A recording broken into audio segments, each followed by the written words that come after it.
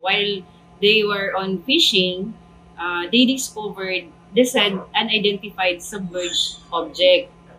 Na-recover ng mga mangisda ang isang unidentified submerged object sa karagatan sakop ng Bayan San Pascual kahapon alas 6:15 ng umaga. Base sa inisyal na impormasyon, ang naturang object na may markings na HY-119 ay isang underwater communication system na pag-aari umano ng China.